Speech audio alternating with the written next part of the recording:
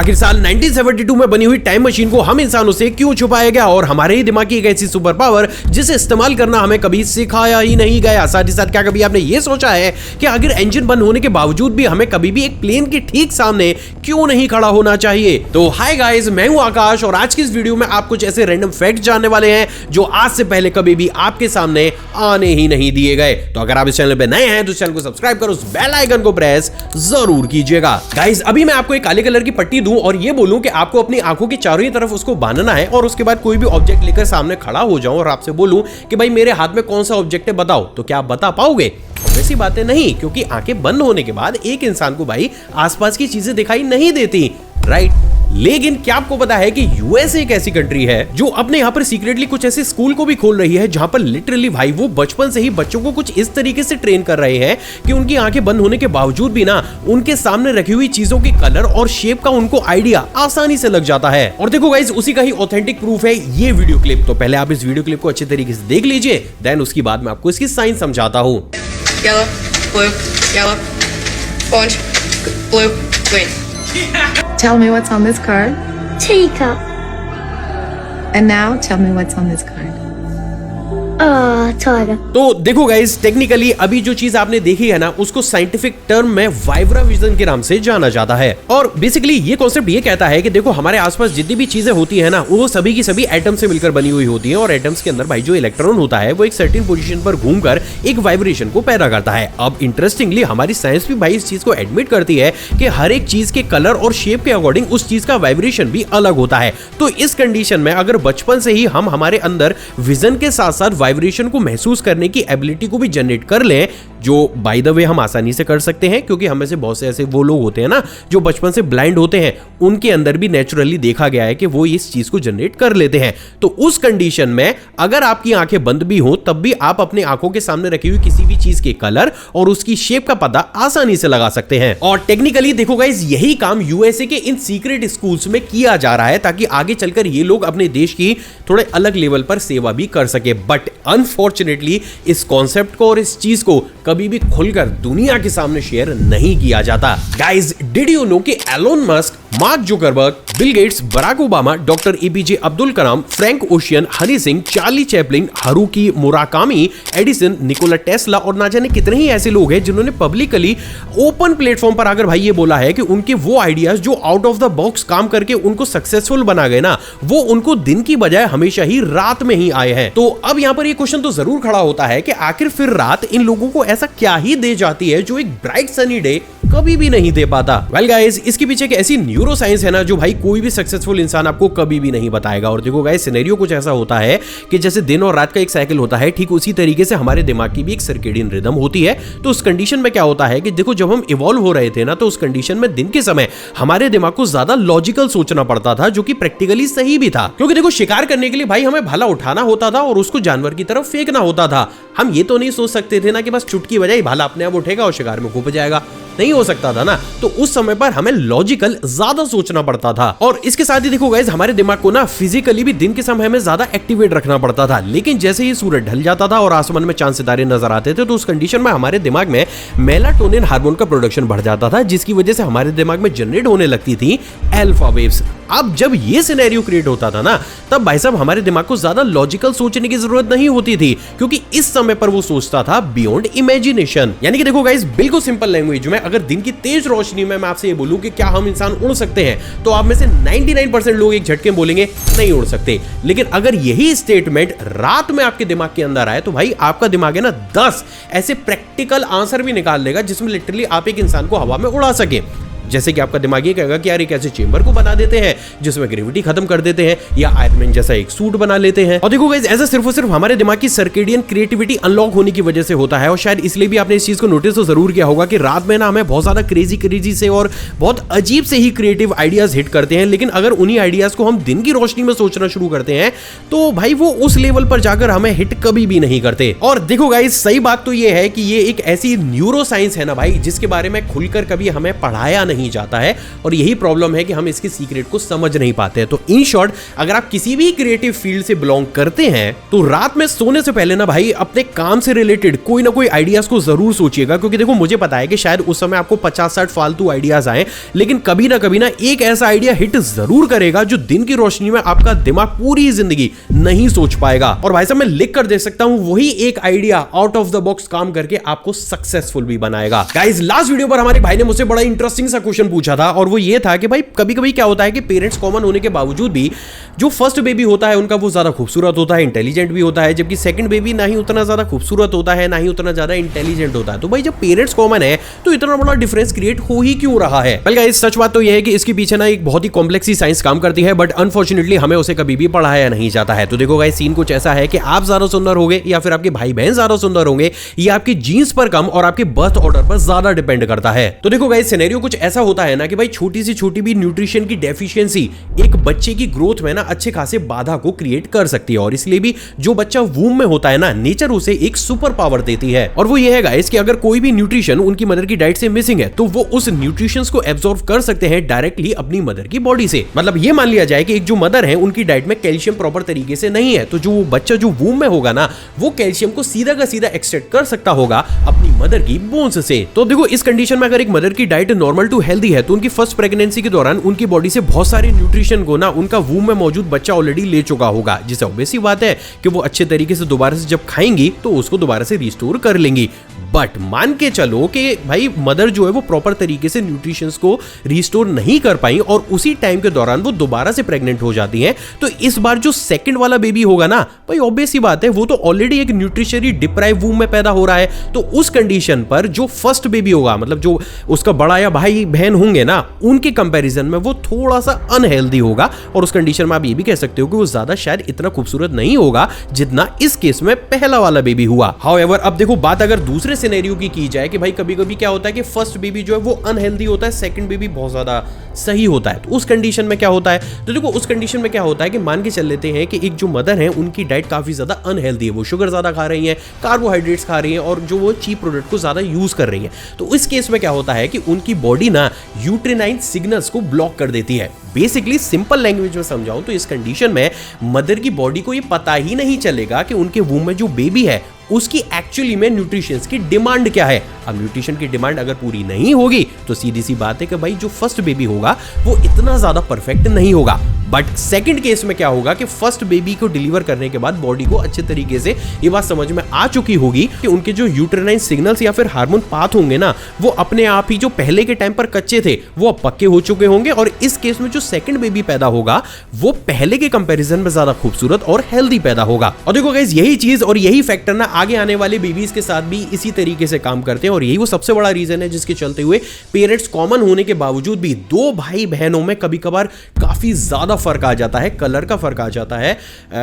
Health का फर्क भी आ जाता है, और यही वो कुछ रीजंस होते हैं। बट अगर दोनों ही जो भाई बहन हैं या भाई भाई हैं, अगर वो दोनों ही बार में हेल्दी रहे हैं तो आप ये कह सकते हो कि आपकी मदर ने ना अपनी डाइट का बखूबी ध्यान रखा है। सो इन शॉर्ट, आप खुद को और अपने बड़े या छोटे भाई बहन को देखकर आसानी से इस पूरी ही साइंस को आप समझ सकते हो। गाइस, रिसेंटली जब मैं अपने नए टॉपिक के ऊपर रिसर्च कर रहा था ना भाई, तो मेरे सामने एक बड़ा अजीब सा लीड डॉक्यूमेंट आया जिसमें ये लिखा गया था कि भाई जो ये CIA होते हैं ना, ये इंटेलिजेंस एजेंसीज के जो एजेंट होते हैं भाई, उन्हें लिटरली लिख कर ये दिया जाता है कि जिस दिन से वो ज्वाइन करेंगे और जिस दिन तक सर्विस में रहेंगे वो भाई टूथपेस्ट नहीं कर सकते। अब ऑब्वियस सी बात है यार, जब ये चीज मेरे सामने आई तो मुझे काफी ज्यादा अजीब लगा कि एक इंसान को टूथपेस्ट करने से क्यों रोका जाएगा। तो देखो गाइस, नॉर्मली सीन कुछ ऐसा होता है कि आप किसी भी टूथपेस्ट को उठाकर देख लो ना, उसमें 3 या 4 केमिकल आपको भर भर कर देखने को मिलेंगे। फर्स्ट वन इज फ्लोराइड, जो प्रैक्टिकली हमें कैविटी से बचाता है, लेकिन अगर इसको ज्यादा यूज किया जाए तो ये हमारे दिमाग की पीनियल ग्लैंड को कैल्सीफायर कर सकता है, जिससे हमारे दिमाग की जो डिसीजन मेकिंग पावर होगी और जो फोकस होगा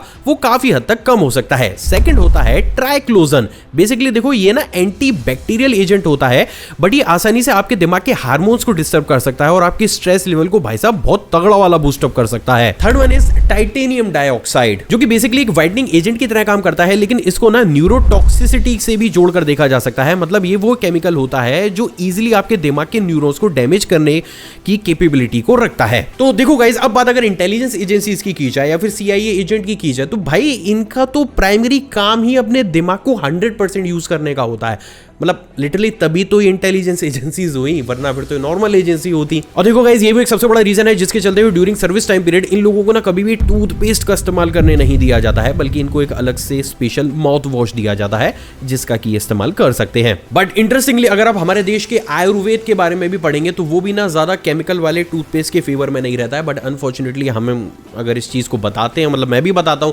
तो लोग कहते हैं क्या गवारों वाली बातें कर रहा है यार। बट प्रैक्टिकल बात यही है गाइस कि आज की डेट में ना विदेशी लोग हमारे आयुर्वेद से ज्ञान लेकर खुद को इंप्रूव कर रहे हैं और हम केमिकल वाली चीजों के पीछे भाग रहे हैं, which is really sad. Guys, अगर आपने भी एयर ट्रैवल किया होगा तो आपने भी इस चीज को नोटिस तो जरूर किया होगा कि प्लेन से बाहर निकलने के बाद जब एयरपोर्ट का जो स्टाफ होता है वो हमें एयरपोर्ट के एग्जिट डोर पर ले जाता है, तो या तो वो प्लेन के साइड से हमें लेकर जाता है या फिर प्लेन के पीछे से पूरा राउंड कराकर लेकर जाता है। एंड इवन कभी कभार तो क्या होता है ना कि जो एग्जिट वाला गेट होता है वो ठीक हमारे सामने ही होता है, लेकिन इसके बावजूद भी जो स्टाफ होगा ना या स्टाफ की जो बस होगी वो एक्यूरेट प्लेन के ठीक सामने से हमें लेकर नहीं जाती। अब ये सुनने के बाद आप में से बहुत से लोगों को ये लग रहा होगा कि भाई प्लेन की इंजन की वजह से ऐसे किया जाता होगा, क्योंकि वो जो है बहुत ज़्यादा पावरफुल होते हैं और वो पूरी बस को ही खींच लेंगे। बट कभी कभार क्या होता है यार कि प्लेन का इंजन भी ऑफ होता है, लेकिन उसके बावजूद भी प्लेन के सामने से हमें कभी भी नहीं ले जाया जाता।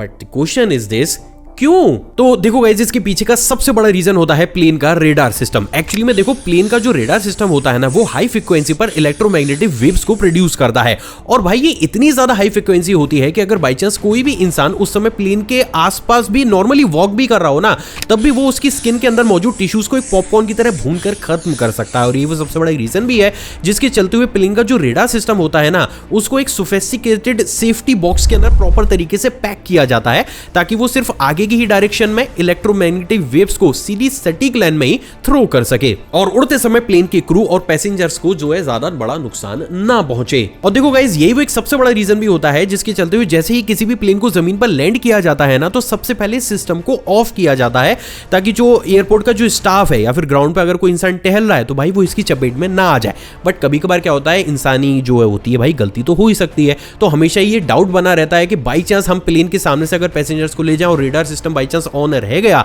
तो भाई लेने के देने बढ़ जाएंगे। और ये सबसे बड़ा रीजन होता है जिसके चलते हुए आप कभी भी खुद भी इस चीज को नोटिस कीजिएगा कि हमेशा ही प्लेन के एक्यूरेट ठीक सामने किसी भी इंसान को कभी भी नहीं खड़ा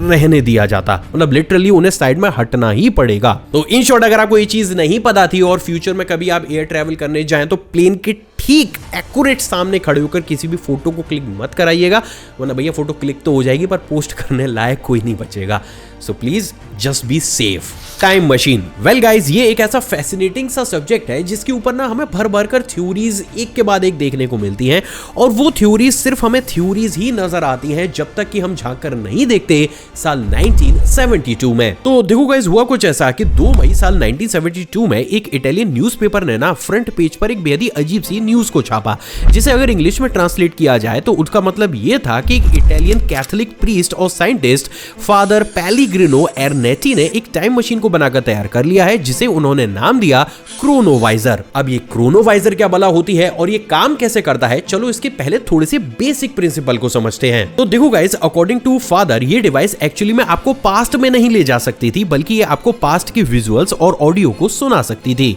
बेसिकली फादर पेलिग्रिनो का ये मानना था कि पास्ट का हर एक इवेंट की लाइट और साउंड एनर्जी के वाइब्रेशन के फॉर्म में यूनिवर्स में एग्जिस्ट करती है। तो अब अगर हम एक ऐसी डिवाइस को बनाकर तैयार कर लें जो लाइट और साउंड को इलेक्ट्रोमैग्नेटिक वेव्स के थ्रू कैप्चर करके उसे रेसिडुअल एनर्जी में चेंज कर दे, तो प्रैक्टिकली पास्ट में बोली गई कोई भी बात या इवेंट की इमेज या फिर सीन को देखा जा सकता है। अब सबसे ज्यादा इंटरेस्टिंग बात यह है दोस्तों कि ये जो टाइम मशीन थी ना भाई, इसे अकेले फादर ने ही नहीं बल्कि उन्होंने उस समय के काफी ज्यादा फेमस फिजिसिस्ट एनरिको फर्मी और रॉकेट साइंटिस्ट माने जाने वाले वर्नर वॉन ब्राउन के साथ मिलकर बनाया था। जो भाई टेक्निकली उस समय के ना बहुत नामी ग्रामी साइंटिस्ट थे। अब देखो गाइस, जैसे ये चीज आसपास के लोगों में सर्कुलेट होने लगी ना भाई, ऑब्वियस ही बात है कि लोगों को ये चीज पूरी तरीके से बकवास लगने लगी। लेकिन इस कहानी में सबसे बड़ा ट्विस्ट तब आया जब इस इंसिडेंट के 16 साल के बाद चर्च ने ऑफिशियली ये स्टेटमेंट दिया कि भाई अभी भी अगर कोई भी फादर या फिर साइंटिस्ट पास्ट में देखने वाली मशीन के ऊपर काम कर रहा है ना भाई,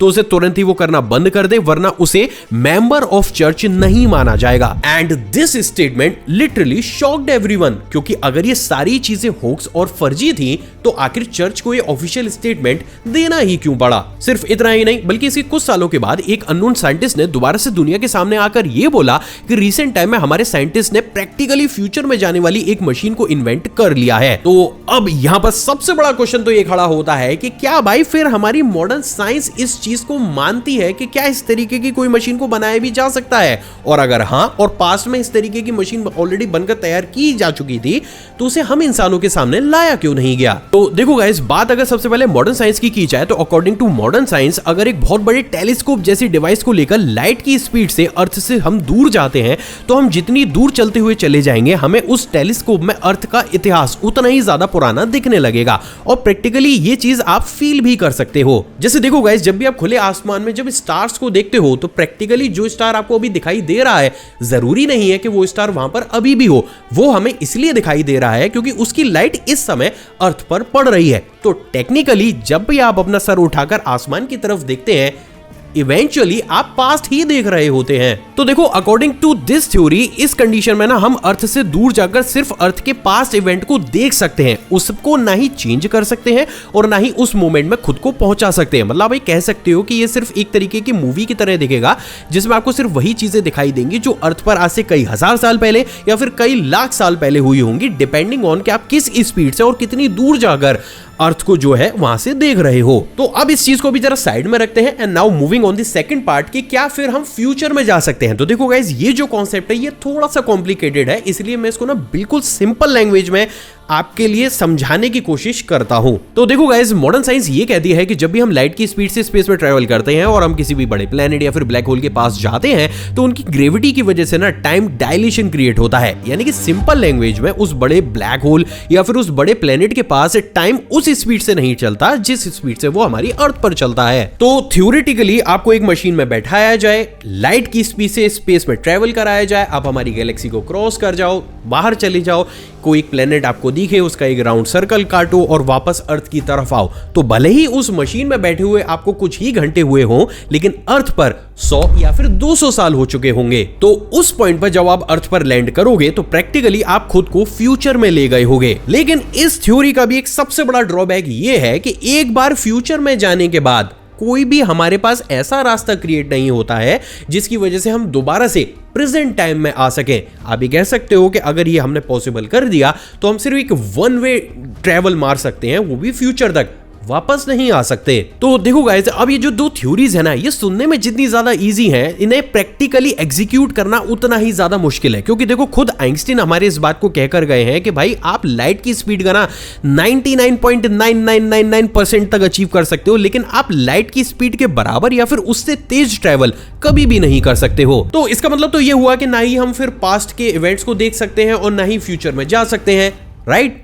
रॉन्ग। तो देखो गाइस, यहां पर ना एक बहुत बड़ा लूप होल मौजूद है और वो ये है कि वो इस कॉन्सेप्ट को ना आप या तो लाइट की स्पीड से मैच करा के हासिल कर सकते हो या फिर ग्रेविटी को बेंड करके, और प्रैक्टिकली ग्रेविटी को बेंड करना हम इंसानों के लिए पॉसिबल है। एक्चुअली में गाइस, फिजिसिस्ट रॉन बैलेट इस पूरी दुनिया के सबसे पहले ऐसे फिजिसिस्ट बने जिन्होंने आइंस्टीन की थ्योरी ऑफ रिलेटिविटी पर पीएचडी करके दुनिया के सामने ये स्टेटमेंट रखा कि अगर हम ग्रेविटी की वजह से स्पेस को बेंड कर देते हैं तो हम स्ट्रेट पाथ की बजाय हमको एक कर्व पार्ट में जाकर को क्रॉस करना पड़ेगा, जिसकी वजह से आपको स्पेस में एक जगह से दूसरी जगह ट्रेवल करने में भाई ज्यादा टाइम एक्सपेंड करना पड़ेगा। एंड गेस व्हाट, इस थ्योरी के अकॉर्डिंग हम लाइट की स्पीड को अगर मैच फिर भी ना करें तो क्योंकि हमने स्पेस को बेंड करके अपने टाइमिंग को बढ़ा लिया है, तब भी टाइम डायलेशन ठीक वैसे ही काम करेगा जैसे आइंस्टीन की थ्योरी ऑफ रिलेटिविटी में करता था। लेकिन सवाल तो अभी भी ये खड़ा होता है कि भाई फिर स्पेस में ग्रेविटी को कैसे बढ़ाया जाएगा? तो देखो गाइस, इसका बिल्कुल सटीक आंसर है लेजर। एक्चुअली में देखो ये जो लेजर लाइट होती है ना, ये कॉन्सेंट्रेट एनर्जीज होती हैं जो आसानी से ग्रेविटी को क्रिएट कर सकती हैं। अब अगर एक ऐसी रिंग को डेवलप कर दिया जाए जो काफी कम स्पेस में हाईली कॉन्सेंट्रेट एनर्जी को डेवलप कर सके, तो बिंगो, हम स्पेस में ये ग्रेविटी वाला काम जो है ना, ये बहुत आसानी से कर सकते हैं। और गाइस देखो, ऐसा कर पाना ये मैं मान तो सकता हूं कि बहुत ज्यादा मुश्किल है, लेकिन देखो ये कोई ऐसी इम्पॉसिबल सी चीज नहीं होगी जो कि हमारी लाइट की स्पीड के मामले में होती है। बट सरप्राइजिंगली जैसे ही इस फिजिसिस्ट ने इस थ्योरी के थ्रू ये प्रूव करके दिखाया कि भाई एक्चुअली में हम फ्यूचर में जा सकते हैं, इनकी सारी थ्योरीज और ऑनेस्टली ये फिजिसिस्ट भी एक ही झटके में गायब हो गए, विच मेक एवरीवन क्यूरियस कि क्या प्रैक्टिकली में टाइम मशीन बनाई जा चुकी है, और अगर ऐसा है तो उसे दुनिया से छुपाया क्यों जा रहा है। तो देखो गाइस, अब इस पॉइंट पर ये मान लेते हैं कि भाई 1972 में भी टाइम मशीन बनकर तैयार हुई, 95 में एक अलग वर्जन उसका बनकर तैयार हुआ, बीच में भी बनकर तैयार हो गई वो। तो भाई अगर बन रही है तो हम इंसानों के सामने क्यों नहीं लाई जा रही, मतलब कोई तो रीज़न होगा। तो देखो भाई, जब इस चीज़ के ऊपर मैंने थोड़ी सी और रिसर्च करी तो मुझे पता चला कि ये चीज़ ना देखो सिर्फ टाइम मशीन तक ही सीमित नहीं है, क्योंकि अभी मैं आपको एक लिस्ट जो है वो पढ़कर सुनाने वाला हूं, और उस लिस्ट में मैं उन इन्वेंशंस के नाम बताने वाला हूं जो भाई इन्वेंट तो बहुत पहले किए गए पर दुनिया के सामने ना लिटरली भाई सदियों बाद आए हैं। और उनमें नाम है steam engine, battery, airplane, computer, lens and telescope, plastic, 3D printing, robotics, wireless communication और सोलर टेक्निक। और ये जो भी मैंने नाम बोले हैं आप खुद से भी सर्च कर लीजिएगा। जैसे एग्जांपल दे देता हूँ, स्टीम इंजन जो है वो 1st सेंचुरी में इन्वेंट किया गया था, पर लोगों के सामने वो 17th सेंचुरी के आसपास आया है। और ये चीज़ नहीं है, बहुत सी जितनी भी मैंने बोला है ना, आप सबके बारे में मतलब पढ़िएगा, आपको खुद से ये पता चल जाएगा कि इन्वेंट जो हुआ है ना वो टाइमलाइन बहुत पीछे की है, दुनिया के सामने बहुत बाद में आए। तो 1972 में कोई मशीन बनी, टाइम मशीन 95 में बनी, हो सकता है 2050 या 60 में हमारे सामने है, तो कोई बड़ी शॉकिंग वाली बात नहीं आएगी। पर थोड़ा सा अभी भी आपके दिमाग में एक क्यूरियोसिटी होगी, जो मेरे में भी थी, कि ऐसा होता क्यों है। तो देखो गाइस, प्रैक्टिकली क्या होता है ना कि जब भी आउट ऑफ द बॉक्स कोई टेक्नोलॉजी को बनाकर तैयार किया जाता है तो बहुत से ऐसे सर्कमस्टेंसेस होते हैं जिसकी वजह से दुनिया के सामने उसे नहीं लाया जा सकता, बनाने में परेशानी होती है, कुछ ऐसे फंडामेंटल रूल्स जो है फॉलो करने पड़ते हैं जो सही नहीं होते कि दुनिया के सामने उन्हें बताया जा सके। कभी कभार बन भी जाती तो लोग कहते हैं अरे बकवास है यार, क्या पागल बना रहे, स्टीम इंजन कैसे बन सकता है।